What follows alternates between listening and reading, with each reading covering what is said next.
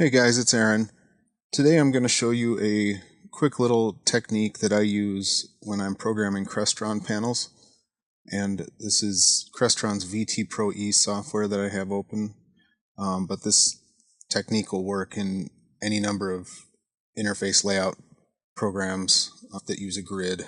I'm using Crestron's VT Pro for my example. It's something I never really thought twice about, but I was showing it to a person recently and they said this is pretty cool, you should, share this with people. And it's a system I use for laying out touchscreen pages, and I call it the Tetris system. And it's just a grid-based system that makes it simpler, easier to lay pages out. So I'll show you how it works. Got a little example page here. First thing I did is I set up my grid. I have my grid set to 24 by 8. My height measurement is not nearly as important. I usually set it to something low, like 8 or 4, so that I can vary the height of the buttons in small increments if I want to. But the width is the important measurement, and I'm using this 24 here.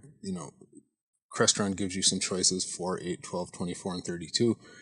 I chose 24, and that's going to be what is called my base number, and or base unit, I guess would be a better way to say it. So my base unit is going to be 24 pixels, and I'll show you what that means here. I'm going to drag a button out,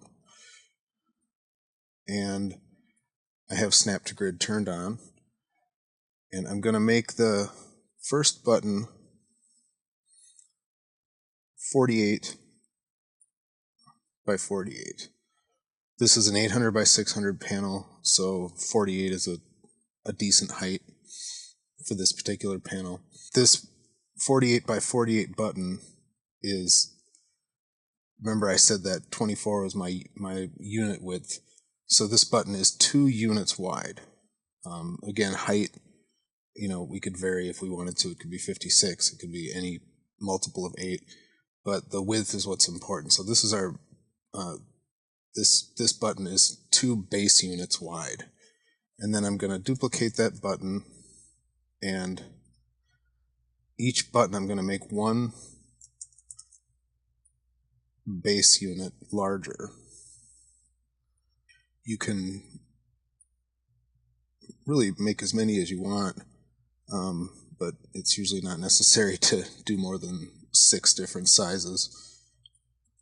This is why I call it the Tetris system, because the buttons sort of lay out like Tetris pieces.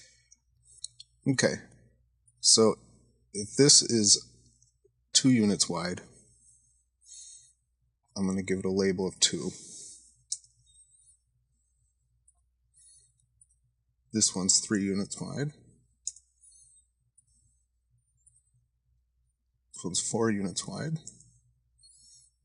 Getting the idea here. Okay.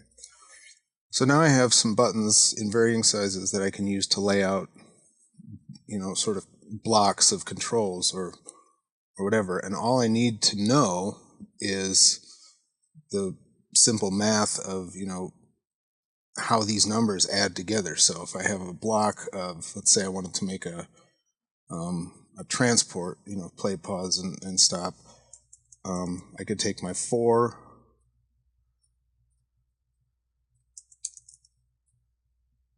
could do 3 4s next to each other, and then that equals 12, and I also know that 4 times 3 equals 12, and it would be good to have 4 buttons down below here, so I could have play, next, previous, and then my fast forward,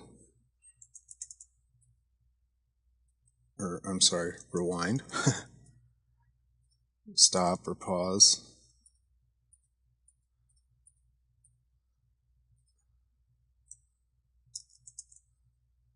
and then fast forward here.